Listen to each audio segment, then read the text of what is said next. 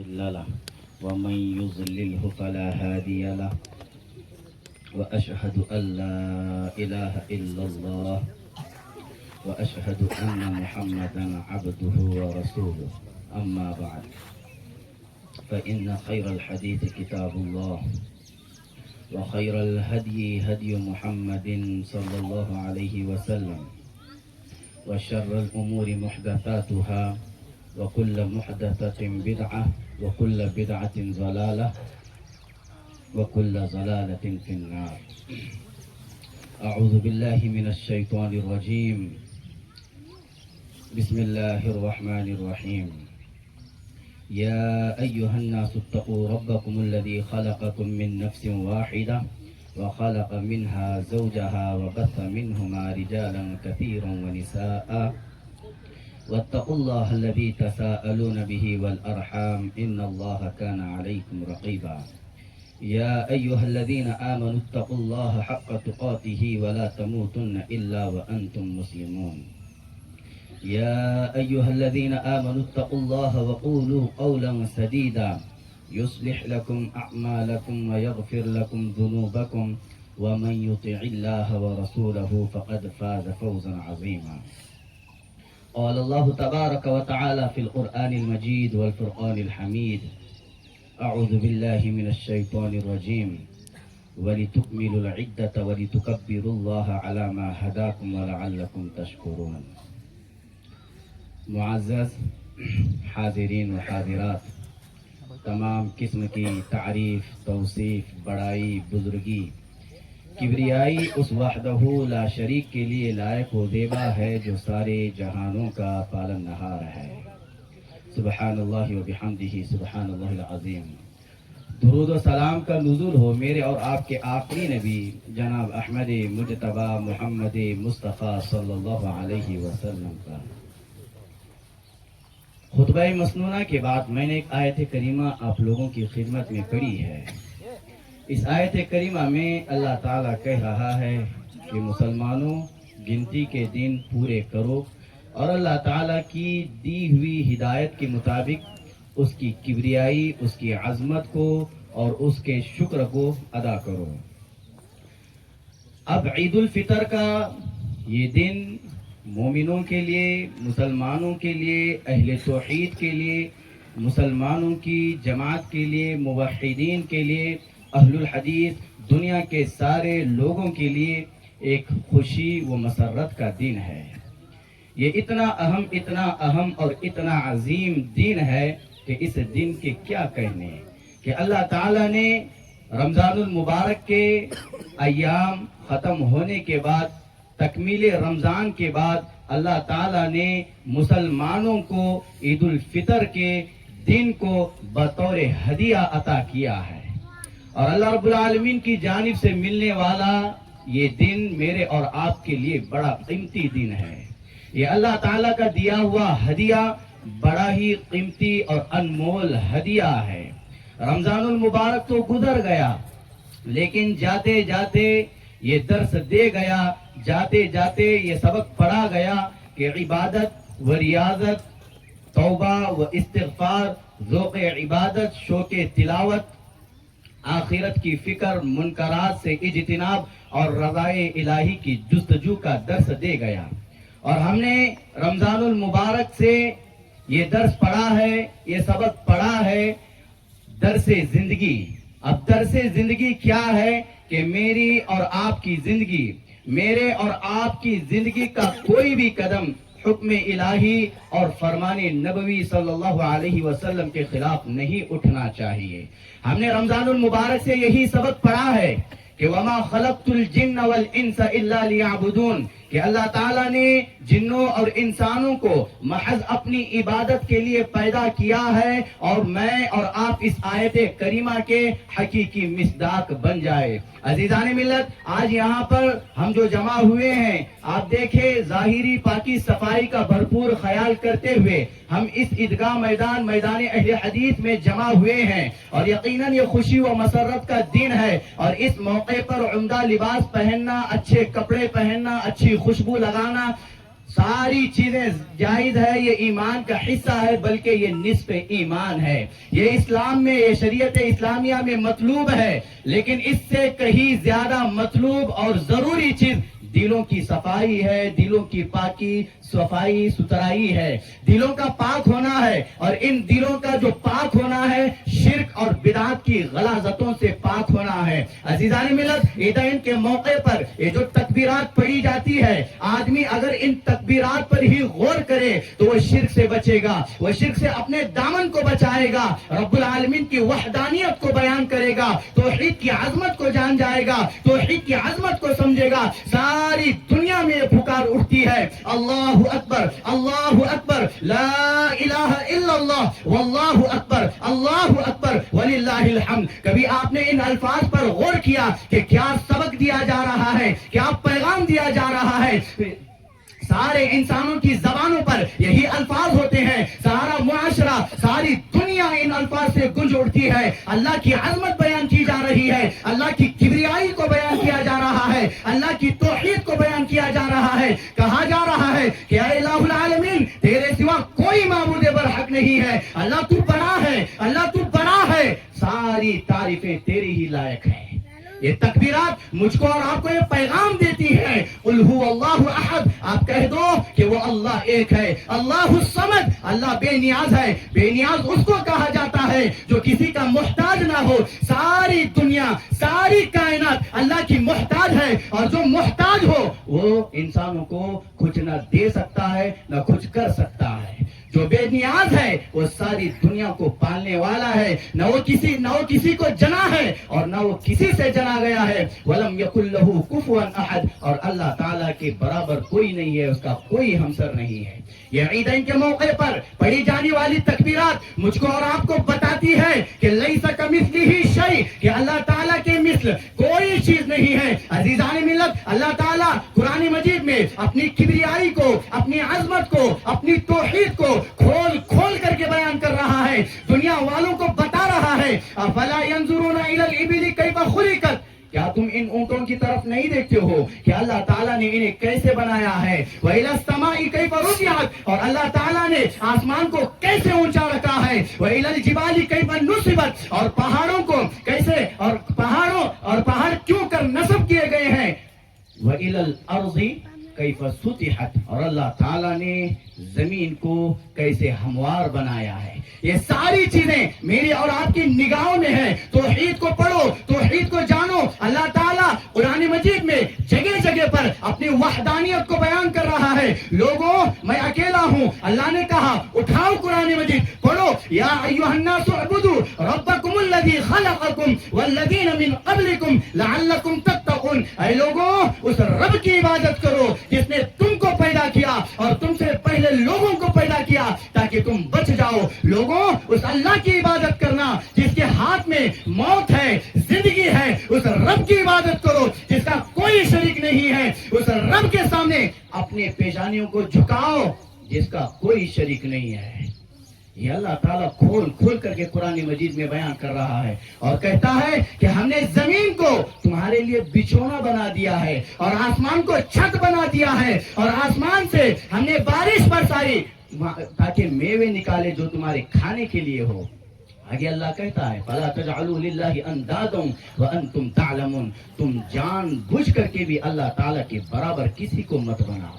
فَلَا تَجْعَلُوا لِلَّهِ أَنْدَادًا وَأَنْتُمْ تَعْلَمُونَ، تم جان بوجھ کر کے بھی اللہ تعالیٰ کے برابر کسی کو مت بناؤ. لیکن آج دیکھو عیدین کے موقع پر لوگ جمع ہوتے ہیں. یہاں سے یہ عیدین کے مناسبت سے کیا ہم الگ ہو جاتے ہیں. لوگ پھر شرک کے اندھیروں میں ڈوب جاتے ہیں، اللہ کا شریک بناتے ہیں. کسی نے داتا دستگیر کے نام پر اللہ کا شریک بنایا ہوا ہے، کوئی پیر فقیر ابدال کے نام پر اوروں کو اللہ کا برابر بنایا ہے. اللہ قرآن میں کہتا ہے فَلَا تَجْعَلُوا لِلَّهِ أَنْدَادًا وَأَنْتُمْ تَعْلَمُونَ، تم جان بوجھ کر کے بھی کسی کو میرا شریک مت بناؤ. بھائیوں، یہ مخلوق اللہ کی شریک نہیں ہو سکتی ہے کیونکہ وہ خالق ہے، باقی سب مخلوق ہے. اللہ تعالیٰ کا قرآن کہتا ہے، سورہ انعام پڑھو، اس کے باوجود بھی ہمارے بھائی کیا کرتے ہیں؟ اللہ کا شریک بناتے ہیں. یہ شرک ہے. ہے, یہ کفر ہے. اللہ قرآن میں کہتا ہے الحمدللہ الذی خلق السماوات والارض وجعل الظلمات والنور ثم الذین کفروا بربهم یعدلون. تمام تعریفیں اس اللہ تعالیٰ کے لیے ہے جس نے آسمانوں کو اور زمین کو پیدا کیا, جس نے اندھیرے اور اجالے کو پیدا کیا, پھر بھی کافر اپنے مالک کے برابر دوسروں کو ٹھہراتے ہیں. اللہ کھول کھول کر کے قرآن مجید میں اپنی عظمت کو, اپنی توحید کو بیان کر رہا ہے. بھائیوں, عیدین کے موقع پر اس پیغام کو اگر آپ یہاں سے نہیں لے کر کے گئے تو آپ نے کچھ نہیں لے کر کے گیا. بھائیوں, توحید کو سمجھو, توحید کے مطابق اپنی زندگیاں گزارو. یہاں سے عزم کر کے اٹھو, یہ پیغام لے کر کے جانا کہ آج کے بعد میں اللہ کا شریک نہیں بناؤں گا. ایشرکون ما لا یخلق شیئا وهم یخلقون. کیا تم ایسے لوگوں کو اللہ کے برابر ٹھہراتے ہو, ایسے لوگوں کو اللہ کا شریک بناتے ہو جو خود پیدا کیے گئے ہیں, وہ نہ کسی کو پیدا کر سکتے ہیں نہ کسی کو کچھ چیز دے سکتے ہیں. تم نے ایسے لوگوں کو اللہ کا شریک بنایا ہے جو اپنی ضروریات کے خود محتاج ہیں, وہ تمہاری ضروریات کیا پوری کر سکتے ہیں؟ لوگوں, اللہ کی توحید کو جانو. اللہ تشرکو بہ شیئا, اللہ کہتا ہے کہ کسی بھی چیز کو میرا شریک نہ ٹھہرانا, میرے برابر نہ ٹھہرانا. یہ قرآن کہہ رہا ہے. اب میرے بھائیوں, لوگوں نے اوروں کو شریک ٹھہرایا اور یہ عقیدہ رکھا کہ کل قیامت کے دن یہ ہمارے کام آئیں گے. بھائیوں بتاؤ, امام الانبیاء سے بڑھ کر کے اس کائنات میں کوئی ہے؟ نبی علیہ الصلوۃ والسلام کی محبت سے بڑھ کر کے کسی کی محبت نہیں ہے. نبی کی محبت ساری محبتوں پر مقدم ہے. یہ نبی ہے, یہ امام الانبیاء ہے, یہ سرور کائنات ہے. عبداللہ بن ابی یہ منافقوں کا سردار ہے, یہ منافقوں کا سردار ہے. احد کے دن اس نے مسلمانوں کو درمیان میں چھوڑ کر کے چلا گیا, مسلمانوں کو دھوکہ دیا, چلا گیا. یہ منافق تھا, یہ منافقوں کا سردار تھا. اب جب مر گیا تو ان کے بیٹے صحابی ہے عبداللہ, اللہ کے رسول صلی اللہ علیہ وسلم کی خدمت میں آتے ہیں اور اللہ کے رسول صلی اللہ علیہ وسلم سے کہتے ہیں اے نبی صلی اللہ علیہ وسلم, آپ سے ایک گزارش ہے. کہتے ہیں کہ کیا گزارش ہے؟ تو کہا کہ آپ کا کرتا میرے باپ کے کفن کے لیے دے دینا. یہ منافق ہے. اب نبی علیہ الصلوۃ والسلام دیکھو کتنے رحم دل والے ہیں. اللہ اکبر کبیرہ, کیا کہنے نبی علیہ الصلوۃ والسلام کے, کچھ نہیں کہا, اپنا کرتا اتار کر کے اس کے کفن کے لیے دے دیا. پھر آتے ہیں اور اللہ کے رسول صلی اللہ علیہ وسلم سے کہتے ہیں باپ منافق ہے, اللہ کا باغی ہے, مشرک ہے. پھر آ کر کے کہتے ہیں اللہ کے رسول ایک اور گزارش ہے. کہا کہ کیا ہے؟ تو اللہ کے رسول صلی اللہ علیہ وسلم آپ میرے باپ کی نماز جنازہ پڑھائیے.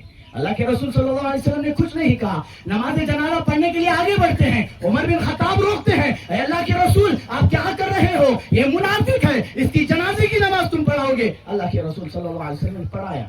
پڑھانے کے بعد عبداللہ نے ایک اور گزارش اللہ کے رسول صلی اللہ علیہ وسلم سے کی. یہ امام الانبیاء ہے. دیکھو نبی علیہ الصلوۃ والسلام کے نقش قدم پر چلنا, اور جو مشرک رہے گا اس کو کوئی چیز فائدہ نہیں پہنچا سکے گی. یہ امام الانبیاء ہے.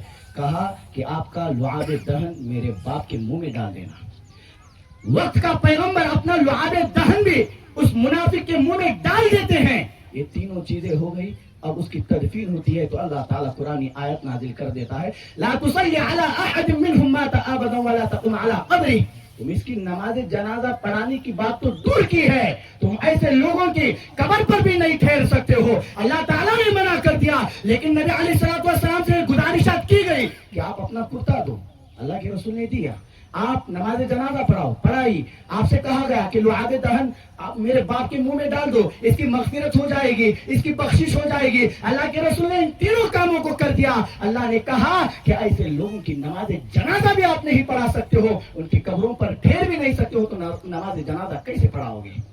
یہ وقت کا پیغمبر کرتا دے دیا, ہاتھ نماز جنازہ پڑھا دی, لعاب دہن اپنے منہ میں کا اس کے منہ میں ڈال دیا. اس کے باوجود بھی یہ مشرک کا مشرک ہے, یہ کافر ہے.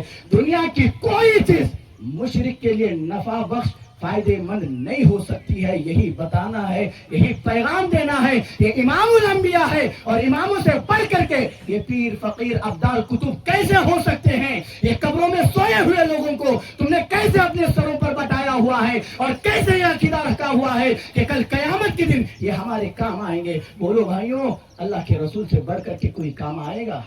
اللہ کے رسول صلی اللہ علیہ وسلم اپنی امت کے لیے کل قیامت کے دن اللہ کے حضور سفارش کریں گے. اللہ سے کہیں گے ارفع رأسک, اللہ کہے گا اے پیغمبر اپنے سر کو اٹھاؤ. ارے انبیاء کرام, تمام کے تمام انبیاء اپنی امتوں کو پیغمبر علیہ الصلوۃ والسلام کے پاس بھیجیں گے. یہ امام الانبیاء ہے. پیغمبر بھی نفسی کے عالم میں ہوں گے. تو تم نے کیسے یہ عقیدہ رکھا کہ یہ لوگ ہمارے کام آ جائیں گے؟ کوئی کسی کے کام نہیں آئے گا. اللہ تعالیٰ ابراہیم علیہ السلام کے بارے میں کہتا ہے ان ابراہیم کان امۃ قانتا للہ حنیفا ولم یکن من المشرکین. ابراہیم علیہ السلام یہ اکیلے امت تھے. یہ اکیلے امت تھے. کیوں اللہ نے ان کو اکیلے امت کے برابر قرار دیا ہے؟ اسی لیے کہ وہ اللہ تعالیٰ کے اطاعت گزار تھے. وہ مشرکوں سے کیا ہے؟ مجتنب تھے. اپنے دامن کو بچائے ہوئے تھے اور وہ مشرکوں میں سے نہیں تھے. اور یہی حکم اللہ تعالیٰ اپنے پیارے پیغمبر کو دے رہا ہے. کہا کہ وَأَنْ أَقِمْ وَجْهَكَ لِلدِّينِ حَنِيفًا وَلَا تَكُونَنَّ مِنَ الْمُشْرِكِينَ. اللہ کے رسول نے کہا صلی اللہ علیہ وسلم، اور مجھے بھی یہ پیغام دیا گیا کہ آپ یکسو ہو کر کے اپنے آپ کو ٹھیک اس دن پر قائم کر دے اور ہرگز مشرکوں میں سے نہ ہونا. پیارے پیغمبر کو اللہ تعالیٰ کہہ رہا ہے کہ ہرگز مشرکوں میں سے نہ ہونا. ارے شرک کیا ہے؟ شرک یہی کہ آپ اللہ کے برابر کسی اور کو ٹھہراؤ. شرک یہی کہ اللہ سے مانگنے کی بجائے تم کسی اور سے مانگو. ارے جو اللہ دے گا وہ کوئی اور نہیں دے سکتا ہے. اگر تم یہ عقیدہ رکھو کہ اللہ کے علاوہ کوئی اور بھی ہے جو دے گا تو یہی تو شرک ہے. اور میرے بھائیوں، اس خوشی کے موقع پر اگر آپ یہ پیغام نہیں لے جائیں گے یہاں سے تو یہ سارے عناوین ادھورے رہ جائیں گے. یہ سب سے اہم اور بہتر موقع ہے اور اس شخص کی ہی عید ہے جس کی نمازیں، جس کے روزے قبول کر لیے جائیں. سیدنا علی رضی اللہ عنہ کہتے ہیں کہ عید تو اس کی ہے جس کے روزے اور جس کی نمازیں منظور کر لی گئی ہو. اور ہر اس شخص کے لیے عید کا دن ہے جس میں وہ اللہ کی نافرمانی نہ کرتا ہو. اور جو مشرک ہے قدم قدم پر اللہ کی نافرمانی کرتا ہے تو ایسے لوگوں کے لیے خوشی اور مسرت کا دن کیسے ہو سکتا ہے؟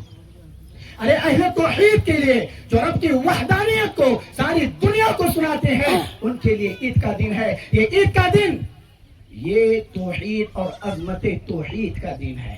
یہ شوکت اسلام کا دن ہے کہ انسان کا اندرون اور بیرون خوشیوں سے لہلہائے، جس سے انسان کی عظمت نکلے، جس سے آدمیت کی پرورش ہو. یہ عید کا دن ہے کہ جس سے ساری دنیا تکبیرات سے گونج اٹھے. اللہ اکبر لا الہ الا اللہ واللہ اکبر اللہ اکبر وللہ الحمد. عزیزان ملت، یہ پہلا پیغام تھا کہ اللہ کا شریک کسی کو بھی نہ ٹھہرانا، توحید کے مطابق چلو. دوسرا پیغام یہ ہے کہ بھائیوں، حقیقی خوشی اور مسرت وہی شخص محسوس کر سکتا ہے جو اپنے آپ کو اللہ کے رسول صلی اللہ علیہ وسلم کے فرامین کے آگے سرنڈر کر دے، جھکا دے. حقیقی خوشی اور حقیقی مسرت اسی شخص کو محسوس ہوتی ہے. اللہ نے کیا کہا قرآن مجید میں؟ ایمان والوں کا قول کیا ہوتا ہے؟ کیا کہتے ہیں ایمان والے؟ انما کان قول المؤمنین اذا دعوا الى اللہ ورسولہ لیحکم بینہم ان یقولوا سمعنا واطعنا. ایمان والوں کا قول تو یہ ہوتا ہے جب انہیں اللہ اور اس کے رسول صلی اللہ علیہ وسلم کی طرف بلایا جاتا ہے کہ ان کے درمیان فیصلہ کر دے تو وہ کہتے ہیں کہ ہم نے سنا اور مان لیا.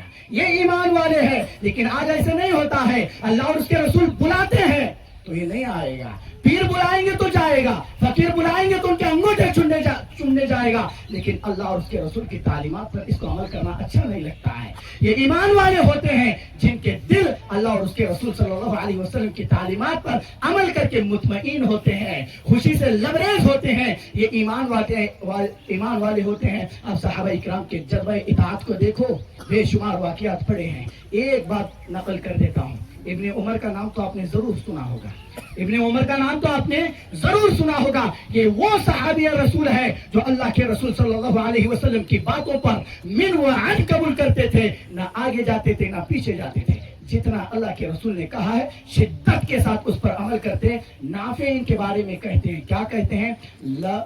لو رأيت ابن عمر يتبع آثار اللہ صلی اللہ علیہ وسلم لقلت هذا مجنون. کہتے ہیں ابن عمر کے بارے میں، اگر تم ان کو دیکھو کہ یہ اللہ کے رسول صلی اللہ علیہ وسلم کی سنت پر کیسے عمل کرتے ہیں تو آپ کہو گے یہ دیوانہ ہے، یہ دیوانہ ہے۔ اتنی شدت کے ساتھ ابن عمر اللہ کے رسول صلی اللہ علیہ وسلم کے فرامین پر عمل کرتے تھے۔ اللہ کے رسول نے ایک مرتبہ کہا کسی موقع سے کہ اس مسجد کا دروازہ عورتوں کے لیے چھوڑ دیا جاتا تو اچھا ہوتا۔ کہتے ہیں کہ مرتے دم تک میں اس دروازے سے داخل نہیں ہوا۔ یہ اللہ کے رسول کے اصحاب ہے، ایسا جذبہ اپنے اندر پیدا کرو اور اللہ کے رسول صلی اللہ علیہ وسلم کے نقش قدم پر چلنے والے بن جاؤ۔ یہ دوسرا پیغام تھا۔ تیسرا پیغام میرے بھائیوں، رمضان المبارک تو رخصت ہو گیا ہے لیکن فیضان الہی رخصت نہیں ہوا ہے۔ رمضان رخصت ہو گیا ہے، فیضان الہی رخصت نہیں ہوا ہے۔ رمضان گزر گیا لیکن مساجد کے دروازے اب بھی آپ لوگوں کے لیے کھلے ہیں۔ یہ پیشانیاں اب بھی آپ لوگوں کو یہی حکم ہے، وَاعْبُدْ رَبَّكَ حَتَّى يَأْتِيَكَ الْيَقِينُ، کہ مرتے دم تک آپ اللہ کے سامنے جھکاتے رہو۔ ابھی بھی یہی حکم ہے، مرتے دم تک یہی چیزیں باقی رہے گی۔ یہ ساری چیزیں ختم ہو گئی۔ رمضان المبارک کے مہینے میں آپ نے جس جذبے کے ساتھ، جس شوق کے ساتھ ایک دوسرے کا خیال کیا، رمضان المبارک کے بعد بھی یہی خیال ہونا چاہیے۔ رمضان المبارک کے مہینے میں جس قدر آپ نے نیکیوں کو انجام دیا، نیکیوں پر مداومت، استقامت اختیار کی ہے، رمضان المبارک کے بعد بھی ان نیکیوں پر استقامت، مداومت اختیار کرنی ہے۔ ایسے نہیں کہ رمضان میں تو نمازی بنے رہے، رمضان گیا بے نمازی بن گئے، ایسے نہیں ہونا چاہیے۔ رمضان میں تو خرچ کرتے رہے، رمضان گیا تو خرچ کرنے سے اپنے ہاتھوں کو روکے رہے، ایسے نہیں ہونا چاہیے۔ رمضان میں تو سنتوں کے مطابق چلنے کا جذبہ تھا لیکن رمضان گزر گیا تو اب سنت نہیں، اب کسی اور کے راستے پر چلیں گے۔ یہ ساری چیزیں نہیں ہونی چاہیے۔ یہی 3 پیغامات تھے جو عید الفطر کے موقع پر میں نے آپ لوگوں کی خدمت میں رکھا ہے۔ پہلا پیغام یہی کہ بھائیوں، اللہ تعالیٰ کا شریک کسی کو نہ بنانا۔ اللہ اکبر لا الہ الا اللہ واللہ اکبر وللہ الحمد۔ وہ اکیلا ہے، وہ تنہا ہے، وہ کسی کا محتاج نہیں ہے۔ اسی نے ساری کائنات کو بنایا ہے، کائنات کا ذرہ ذرہ اللہ تعالیٰ کا محتاج ہے۔ اسی کی عبادت کرو، اسی کی بندگی کرو۔ اس نے جن کاموں کا حکم دیا ہے اس پر عمل کرو، جن چیزوں سے روکا ہے اس سے بچ جاؤ۔ دوسرا پیغام یہ ہے کہ آپ کو اللہ کی بندگی کرنی ہے تو کسی امام کے طریقے پر نہیں، کسی فقیر کے طریقے پر نہیں، کسی پیر کے طریقے پر نہیں۔ اللہ کی بندگی تبھی قبول ہوگی جب اس بندگی کو اللہ کے رسول صلی اللہ علیہ وسلم کے طریقے کے مطابق ادا کرو گے۔ اللہ کے رسول صلی اللہ علیہ وسلم کے طریقے کے مطابق اگر آپ ہر عمل کو انجام دیتے ہیں تو یہ اعمال بارگاہ الہی میں قبول ہو جائیں گے۔ تیسرا پیغام یہ تھا کہ آپ رمضان المبارک میں جس لگن کے ساتھ، جس تڑپ کے ساتھ عبادتوں کو انجام دیا ہے، اسی تڑپ، اسی لگن کے ساتھ سال کے 12 مہینے آپ کو رب العالمین کی بندگی کرنی ہے، نبی علیہ الصلوۃ والسلام کی سنتوں پر چلنا ہے، اعمال پر مداومت، استقامت اختیار کرنی ہے۔ رمضان گیا، جمعہ آ گئے، جمعہ آیا تو پھر مہینے بعد دکھنا، پھر مہینہ گزر گیا تو پھر عید کے موقع پر آنا، یہ مسلمانوں کی نشانی نہیں ہے، یہ مومنوں کی نشانی نہیں ہے، یہ شعائر اسلام کا طریقہ نہیں ہے۔ اسلام کا طریقہ تو یہ ہے کہ مسلمان کو دیکھ کر کے دنیا عش عش کرے، بولے کہ واقعی معنوں میں یہ مسلمان ہے۔ یہ مسلمان کا کردار ہونا چاہیے، آپ کے کردار سے دنیا عش کرے اور بتائے کہ واقعی معنوں میں یہ مسلمان ہے، واقعی معنوں میں یہ کتاب و سنت کا دعوے دار ہے۔ اور ایسے بھی نہیں ہونا چاہیے کہ کتاب و سنت پر عمل تو نہیں کرتے ہیں لیکن جو کتاب و سنت پر عمل کرتے ہیں ان کے راستوں کو نہ روکو۔ یہ ایک پیغام لے کر کے جاؤ، جو کتاب و سنت کی ترویج کر رہے ہیں، جو کتاب و سنت کی تبلیغ کر رہے ہیں، ان کے راستوں کو نہ روکو، ان کے بیچ میں ٹانگ نہ اڑاؤ، ورنہ اللہ تعالیٰ کے عذابات کے شکار ہو جاؤ گے۔ اللہ تعالیٰ بڑی سختی سے پکڑے گا۔ اسی لیے کان کھول کر کے سن لو، جو دعوت و تبلیغ کا کام کر رہے ہیں، جو اللہ تعالیٰ کے رسول صلی اللہ علیہ وسلم کے پیغامات کو عام کر رہے ہیں، پھیلا رہے ہیں، ان کے قدم سے قدم ملا کر کے چلو، اپنی زندگیوں کو بدلو، اپنی زندگیوں کی اصلاح کرو اور حقیقی معنوں میں مسلمان موحد بن کر کے بتاؤ دنیا والوں کو۔ یہ کچھ باتیں تھی جو میں نے آپ لوگوں کی خدمت میں رکھی ہے۔ اللہ تعالیٰ سے دعا کرتے ہیں، اے الہ العالمین، جو کچھ باتیں یہاں پر کہی گئی ہے، اے اللہ تو ان باتوں کو قبول فرمانا، اے اللہ جو باتیں یہاں پر کہی گئی ہے، اے الہ العالمین ان باتوں پر ہمیں عمل کرنے والا بنانا۔ اے اللہ رمضان المبارک کے مہینے میں جو عبادتیں مسلمانوں نے انجام دی ہے، اے اللہ ان عبادتوں کو شرف قبولیت بخشنا۔ اے اللہ جو مسلمان کتاب و سنت سے دور ہے، جو اندھیروں میں بھٹکے ہوئے ہیں، اے اللہ ہمیں اس کام کے لیے چن لے، ہمیں ایک ذریعہ سبب بنانا کہ ہم ان لوگوں کو تیرے راستے سے جوڑ دے، کتاب و سنت سے جوڑ دے۔ آمین وآخر دعوانا ان الحمد للہ رب العالمین.